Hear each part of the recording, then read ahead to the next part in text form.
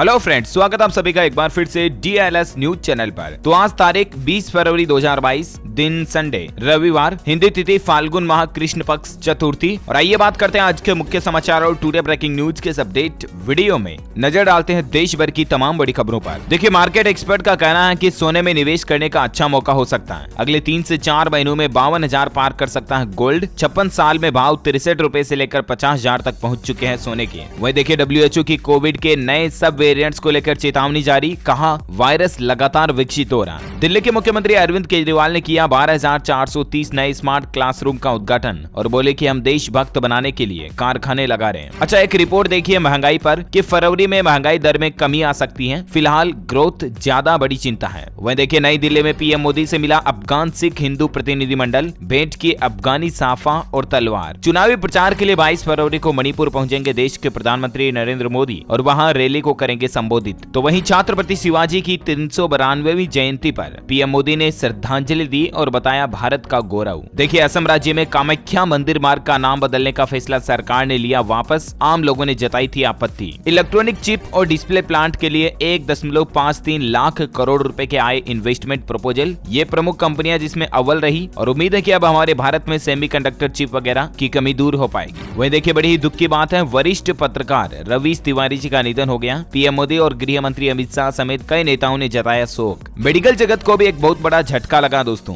Cancer का इलाज खोज रहे डॉक्टर लुकमान जुबैर की समुद्र में डूबने से मौत हो गई। ये विश्व के प्रसिद्ध यानी कि दुनिया भर के फेमस डॉक्टर जो कि कैंसर के इलाज खोजने की दिशा में बेहद अहम योगदान दे रहे थे। बड़ी ही दुख की बात है, इनकी पानी में डूबने से मौत हो गई। ईश्वर इनकी आत्मा को शांति दे। वहीं देखिए, पीएम मोदी ने किया 100 किसान ड्रोन का उद्घाटन और बोले कि आधुनिक कृषि व्यवस्था की दिशा में होगा नया अध्याय। कृषि के क्षेत्र में ड्रोन टेक्नोलॉजी से एक बड़ा परिवर्तन आएगा। पीएम मोदी ने 100 किसान ड्रोन की सौगात देते हुए कहा, इन ड्रोनों का इस्तेमाल खेतों में कीटनाशक सामग्री का छिड़काव करने के लिए किया जाएगा। और इस अवसर पर पीएम मोदी बोले कि नई टेक्नोलॉजी किसानों और युवाओं के लिए नए अवसर लेकर आएगी। इस कार्यक्रम के बाद प्रधानमंत्री नरेंद्र मोदी ने ट्वीट करके कहा कि 21वीं सदी की आधुनिक कृषि सुविधाओं की दिशा में ये एक नया अध्याय, नया कदम है। अच्छा, अगला अपडेट देखिए दोस्तों, नौकरी पेशा लोगों के लिए जरूरी खबर। 1 अप्रैल से पीएफ खाते पर भी लगेगा टैक्स। आखिर नए नियम क्या है? तो दोस्तों, जो पीएफ के न्यू रूल्स हैं, सरकार के नए आदेश के मुताबिक 5 लाख रुपए से ऊपर जीपीएफ कटवाने वाले सरकारी कर्मचारियों के ब्याज पर अब टैक्स लगेगा। और ये नया नियम 1 अप्रैल 2022 से ही शुरू हो जाएगा। आपको बता दूं, देश की वित्त मंत्री निर्मला सीतारमण जी ने बजट में प्राइवेट नौकरी वाले के पीएफ खाते में 2.5 लाख रुपए तक टैक्स फ्री योगदान का कैप लगाया था। उसके बाद सरकारी कर्मचारियों पर जनरल प्रोविडेंट फंड में टैक्स फ्री की सीमा लागू कर दी है और ये सीमा 5 लाख रुपए वार्षिक है। और अब ये टैक्स की कटौती 1 अप्रैल 2022 से शुरू हो जाएगी। अब इसके बारे में ज्यादा जानकारी आप स्क्रीन पर देख सकते हैं। वहीं देखिए, बड़ी खबर, स्टार्टअप को नहीं होगी पैसों की कमी। पूंजी सहायता के लिए सरकार बनाएगी नया इक्विडिटी फंड। जी हाँ, स्टार्टअप्स के लिए सरकार जो ये नया फंड बनाने जा रही है ना, इससे 20% की लिमिटेड पार्टनरशिप भी की जाएगी। यानी कि हमारे देश में नए नए स्टार्टअप को बढ़ावा देने के लिए सरकार की एक नई पहल है। और मतलब जो नए नए इनोवेटिव स्टार्टअप लगाए जाते हैं ना देश में, उनके लिए फंड अवेलेबल करवाने के लिए अब सरकार एक अलग से इक्विडिटी फंड बनाएगी। एक अलग से जिसे कह सकते हैं अपन कोष बनाएगी, जिसके जरिए स्टार्टअप्स को फंड दिया जाएगा। सरकार लगातार स्टार्टअप इकोसिस्टम को विकसित करने पर जोर दे रही है और ये कदम इसी कड़ी का एक हिस्सा है। अच्छा, साथ ही देखिए, रेल यात्रियों के लिए जरूरी खबर है, रेलवे उठाने जा रहा है ये बड़ा कदम और आप सभी पर इसका असर पड़ेगा। जी हाँ, दरअसल दोस्तों, रेलवे एक नया सिस्टम शुरू करने जा रहा है और इसके तहत अब नियमित तौर पर यात्रियों को मिलने वाले खान पान की जाँच की जाएगी। वहीं शिकायत मिलने पर उसे दूर भी किया जाएगा। IRCTC एक महत्वपूर्ण कदम के तहत बेस किचन में खाने की क्वालिटी की नियमित जांच करने जा रहा है और इसके लिए खास तौर पर रेलवे की तरफ से फूड सेफ्टी सुपरवाइजर भी तैनात किए जाएंगे। यानी कि ट्रेनों में मिलने वाले खाने की अब रेगुलर जांच होगी। रेलवे यात्रियों की सुरक्षा को लेकर ये बड़ा कदम उठाने जा रहा है। अच्छा, वहीं देखिए दोस्तों, गुजरात राज्य में इस तरह का नया नियम लागू कर दिया है सरकार ने कि अब सार्वजनिक कार्यालयों और जगहों पर गुजराती भाषा में नोटिस या सूचना बोर्ड लगवाना अनिवार्य होगा। यानी कि जैसे कि railway station, road, bus stand और भी जो ऐसे सार्वजनिक जगह हैं, सार्वजनिक कार्यालय हैं, वहां पर गुजराती भाषा में भी नोटिस सूचना लिखनी होगी। गुजरात राज्य सरकार अपनी मातृभाषा को बढ़ावा देने के लिए इस तरह का आदेश निर्देश जारी किया है। है। वह देखिए दोस्तों, रूस और यूक्रेन के बीच जो मसला चल रहा उस पर भारत के विदेश मंत्री जयशंकर बोले कि कूटनीति ही एकमात्र विकल्प है, दोनों देशों को सुलह के तरीकों को अपनाना होगा। यूक्रेन संकट पर हमारे विदेश मंत्री का यह कहना है। वहीं यूक्रेन से तनाव के बीच राष्ट्रपति पुतिन की देखरेख में रूस ने किया परमाणु अभ्यास, हाइपरसोनिक मिसाइलों को लॉन्च करके टेस्ट किया। तो वहीं जल्द ही यूक्रेन में फंसे भारतीयों के लिए अच्छी खबर है। कीव से दिल्ली के लिए 22, 24 और 26 फरवरी को उड़ान भरेंगे विमान और इन विमानों में 18,000 भारतीयों की वतन वापसी होगी। यानी कि जो यूक्रेन में हमारे भारतीय स्टूडेंट्स और कई नागरिक जो भारत के यूक्रेन में रह रहे हैं उनको सरकार वापस भारत लाने जा रही है। यूक्रेन सीमा के पास रूसी लड़ाकू विमान तैनात किए जा चुके हैं। सामने आई नई सैटेलाइट इमेज, कभी भी हमला हो सकता है, इस तरह के आसार भी नजर आ रहे हैं। वह देखिए, रूस ने बैलिस्टिक और क्रूज मिसाइलों के साथ परमाणु अभ्यास भी शुरू किया। अमेरिका का दावा है कि जंग के दिन अब नजदीक है। तो ये कुछ माहौल और मसला चल रहा है रूस और यूक्रेन के बीच। चलिए अगला अपडेट देखिए। केंद्रीय मंत्री पीयूष गोयल का कहना है कि CEPA से एक्सपोर्ट्स में तेज बढ़त की उम्मीद है और इससे 10 लाख लोगों को रोजगार भी मिलेगा। जो कल ही भारत सरकार और UAE के बीच समझौते हुए ना, व्यापार समझौते, एक्सपोर्ट वगैरह बढ़ाने को लेकर, तो इससे 10 लाख लोगों को रोजगार भी मिलेगा, ये कहना है केंद्रीय मंत्री का। अच्छा, वहीं देखिए, केंद्र सरकार ने कुमार विश्वास को दी वाई श्रेणी की सुरक्षा।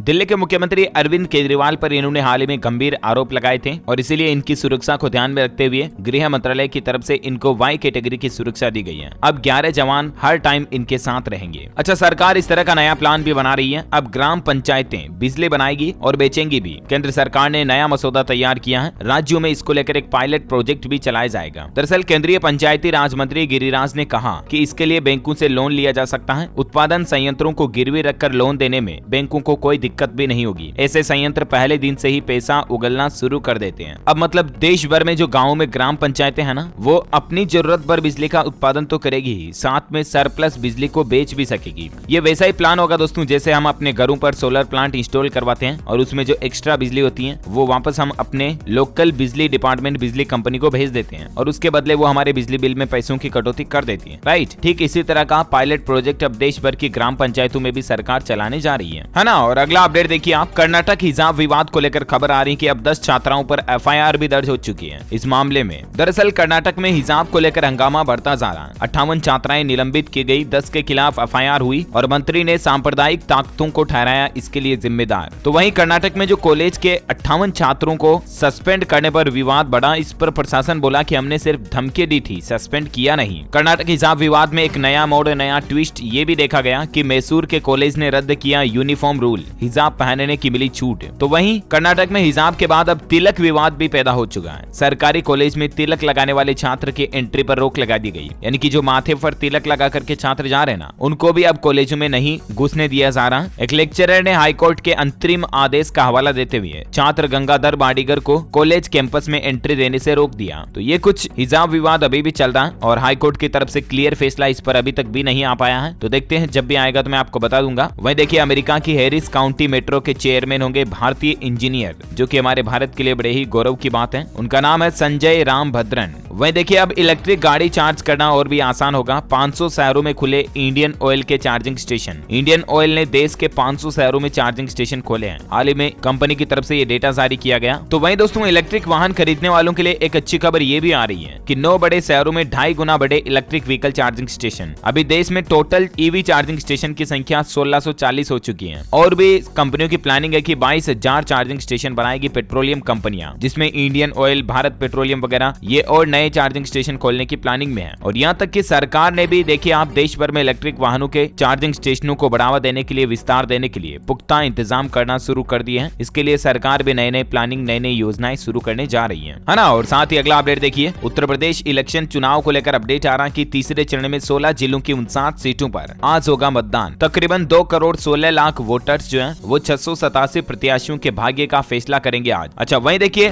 डेरा सच्चा सौदा का इलेक्शन कनेक्शन। पंजाब चुनाव में बाबा राम रहीम का फरमान, बीजेपी को वोट दें। इनके 40 लाख से भी ज्यादा फॉलोवर्स के लिए देर रात कोड वर्ड भी जारी हो सकता है, इस तरह की भी मीडिया रिपोर्ट्स आ रही है। और पंजाब की 70 सीटों पर राम रहीम के भक्तों का असर देखने को मिल सकता है। इन्होंने बीजेपी के लिए वोट मांगा है। अच्छा, खेल समाचार पर खबर देखिए, 8 साल बाद एशियन गेम्स में लौटा क्रिकेट। अब एशियन गेम्स में भी शामिल T20 फॉर्मेट के लिए BCCI नहीं भेजेगा टीम। 2023 में IOC की बैठक मुंबई में होगी। एशियन गेम्स से भारतीय क्रिकेट टीम आउट हो चुकी है। वह देखिए, सीनियर्स की टीम इंडिया से छुट्टी, पुजारा, रहाणे समेत 4 खिलाड़ी टेस्ट टीम से हुए बाहर। सिलेक्टर बोले कि अब भविष्य की टीम बनाने पर है हमारी नजर। अच्छा, साथ ही देखिए वैज्ञानिकों के एक रिसर्च में पता चला है, हिंडलबर्ग यूनिवर्सिटी की रिसर्च में ये बात सामने आई कि 60 की उम्र में भी सठियाता नहीं है दिमाग। 20 साल के युवा जैसा दौड़ता है। कितनी स्पीड से चलेगा ये डिपेंड करता है काम पर। मतलब कई लोग कहते हैं ना कि इसकी तो उम्र बढ़ गई, बुढ़ा हो गया, ये तो इसका दिमाग सटिया ही गया। तो ये चीज बिल्कुल गलत है। ये धारणा, ये समाज की ये सोच बिल्कुल गलत है। हाल ही में साइंस की रिसर्च ने इस बात को साबित करके दिखाया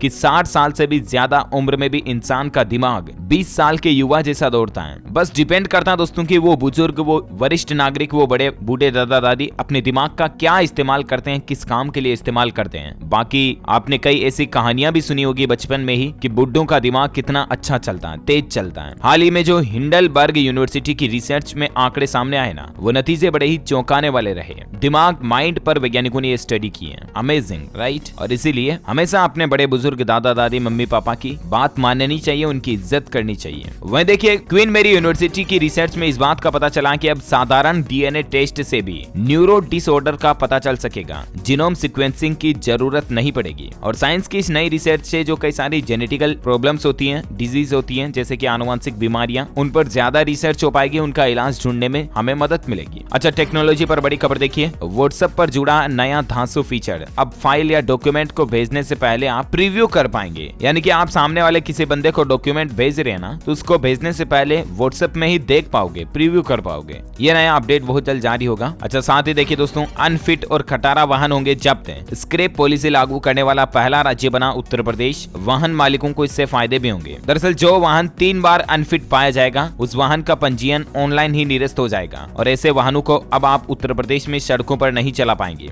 यूपी सरकार की तरफ से तत्काल प्रभाव से नई पॉलिसी को लागू कर दिया है और इसके तहत मतलब जो दिल्ली में सरकार ने सिस्टम लागू किया था ना, वैसा ही सिस्टम अब उत्तर प्रदेश में भी लागू होने जा रहा है। 15 साल पुराने पेट्रोल और 10 साल पुराने डीजल वाहन बिना फिटनेस सड़कों पर नहीं दौड़ा पाएंगे और सरकार इसके लिए राज्य भर में स्क्रैप सेंटर भी खोलेगी। वहां पर आप अपने पुराने वाहन को कबाड़ में स्क्रैप में देकर के वहां से स्क्रैप सर्टिफिकेट ले पाएंगे, जिससे कि आपको नया वाहन खरीदने में छूट मिलेगी, है ना। तो ये यूपी सरकार की नई प्लानिंग है। अच्छा दोस्तों, खबरों का सिलसिला अभी जारी रहेगा। बहुत सारी महत्वपूर्ण और काम की खबरों पर बातचीत करेंगे। बताऊंगा आपको सरकार की तरफ से कुछ बड़ी घोषणाएं, बड़े ऐलान। लेकिन फिलहाल वक्त हो चुका है आज के ताजा मौसम समाचार जानने का। देखिए, मौसम विभाग का तो अभी भी ये कहना है कि दिल्ली, राजस्थान और पंजाब समेत देश के कई हिस्सों में बारिश का अलर्ट है। पहाड़ों पर बर्फबारी भी होगी। 20 से 22 फरवरी के दौरान पश्चिम बंगाल समेत कुछ राज्यों में फिर से बारिश का अनुमान जताया गया। दिल्ली एनसीआर में फिर होगी गरज के साथ बारिश। 20 से 25 फरवरी तक का मौसम पूर्वानुमान आखिर क्या कहता है? देखिए, राजस्थान में भी 22 फरवरी को बारिश की चेतावनी जारी की गई है। उत्तरी भारत में सक्रिय हुआ एक और सिस्टम, हल्की बारिश के बाद फिर से थोड़ी ठंड भी वापस बढ़ेगी। अच्छा, तो वहीं संपूर्ण भारत का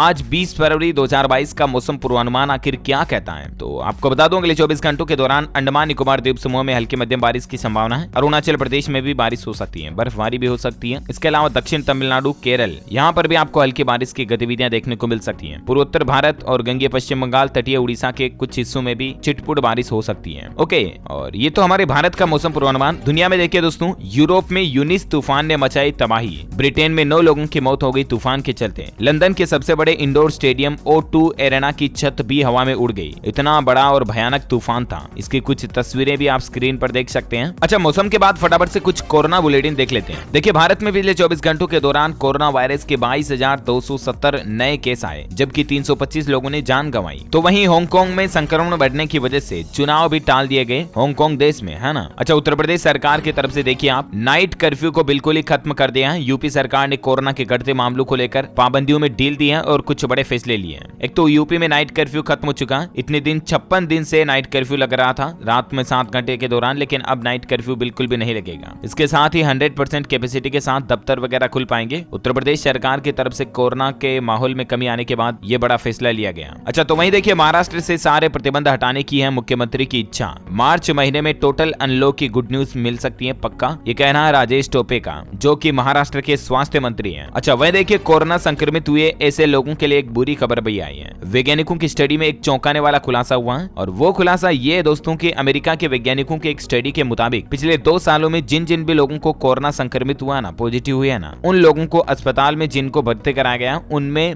मानसिक बीमारियां ज्यादा देखी जा रही हैं, यानी कि ऐसे लोगों की मेंटल हेल्थ में इश्यूज देखे जा रहे हैं। अच्छा, ये कोरोना के बाद देश से जुड़ी कुछ और हेडलाइंस न्यूज सुर्खियां देख लेते हैं। देखिए, मंदिर मस्जिद में लाउडस्पीकर के इस्तेमाल से जुड़ी अवमानना याचिका को खारिज कर दिया। हाई कोर्ट का कहना है कि ये सांप्रदायिक सौहार्द को बिगाड़ने की कोशिश है। इलाहाबाद उच्च न्यायालय की तरफ से एक ऐसी ही याचिका को कल खारिज किया गया। अच्छा, वहीं झारखंड सरकार के बजट को लेकर बड़ी खबर देखिए आप। रांची स्मार्ट सिटी में 3-3 करोड़ में बनेंगे 70 विधायकों के आवास। डोरंडा में अफसर क्वार्टर और 4 जिलों में समाहरणालय बनाया जाएगा। दरअसल झारखंड सरकार मार्च में बजट पेश करेगी। 510 करोड़ का बजट होगा। पानी पर 20% राशि खर्च करने की प्लानिंग है इस बार सरकार की। अच्छा, साथ ही देखिए, राजस्थान में 40 से ज्यादा विधायकों की ये मांग है कि 50 नए जिले बनाए जाए। सीकर को संभाग बनाने के लिए डोटासरा सीएम से मिले। एमएलए बोले कि जिला नहीं बनाया तो जूते पहनना छोड़ दूंगा। राजस्थान राज्य में जिलों को बढ़ाने की मांग चल रही है। राजस्थान में 14 साल से कोई भी नया जिला नहीं बना और अब देखते हैं सरकार इनकी मांग को कितना मांगती है। ये आप लिस्ट देख सकते हैं कि 23 जिलों की 50 जगहों से राजस्थान में नए जिले बनाने की मांग हो रही है ना। और वहीं देखिए, बड़ी खबर, प्रधानमंत्री नरेंद्र मोदी ने किया बायो सीएनजी प्लांट का उद्घाटन और कहा कि आज का दिन स्वच्छता अभियान को एक नई ताकत देने वाला है। मध्य प्रदेश इंदौर में कल ही जो ये उद्घाटन किया ना, इस दौरान उन्होंने कहा ये एशिया का सबसे बड़ा बायो सीएनजी प्लांट होगा। समझ रहे हो ना, हमारे भारत के लिए बड़ी ही गौरव की बात है। अच्छा, वहीं बॉलीवुड से खबर देखिए आप। अक्षय कुमार की स्टारर बच्चन पांडे के ट्रेलर को 24 घंटों में 45 मिलियन से ज्यादा व्यूज मिले। 18 मार्च को ये फिल्म रिलीज होगी, है ना। और वहीं देखिए दोस्तों, अहमदाबाद ब्लास्ट केस में कल ही जो सजा सुनाई गई ना विशेष अदालत की तरफ से, उन दोषियों की सजा को हाईकोर्ट में चुनौती देंगे मौलाना मदनी। उनका कहना है कि नामी वकील लड़ेंगे कानूनी लड़ाई। दरअसल जमीयत उलेमा ए हिंद के अध्यक्ष मौलाना अरशद मदनी ने कहा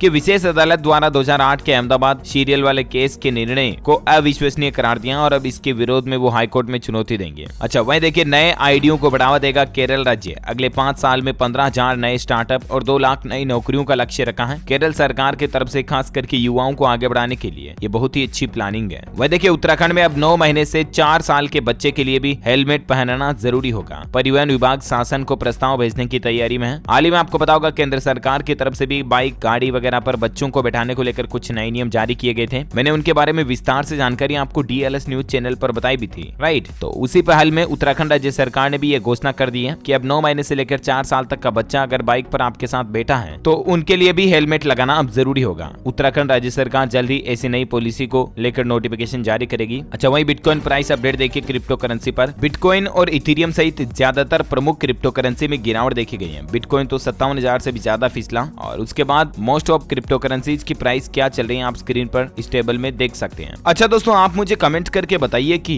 ऐसा कौन सा पक्षी है जो सबसे बड़े अंडे देता है, सबसे ज्यादा साइज में बोले तो। कमेंट करके बताइए उस पक्षी का नाम। जो लोग इस सवाल का सही जवाब इस वीडियो के नीचे कमेंट में देंगे ना, वो रैंडमली सेलेक्ट होने पर आप हमारी डीएलएस न्यूज टीम की तरफ से जीत सकते हैं एक शानदार सरप्राइज गिफ्ट है, जिसमें आपको mobile, computer, laptop, tablet, PC, gadgets वगैरह कुछ भी जीतने का मौका मिलेगा। इसके साथ ही अगर आपको वीडियो अच्छा लगा तो इसे लाइक करना, शेयर भी करना अपने दोस्तों के साथ फेसबुक और व्हाट्सएप पर। और हाँ, आप हमारे चैनल डीएलएस न्यूज को सब्सक्राइब करके बेल आइकन भी जरूर दबा देना ताकि आपको रोजाना के ताजा अपडेट्स और काम की खबरें तुरंत आपके मोबाइल पर मिलती रहेगी। Thank you, take care, good bye, जय हिंद, जय भारत, वंदे मातरम।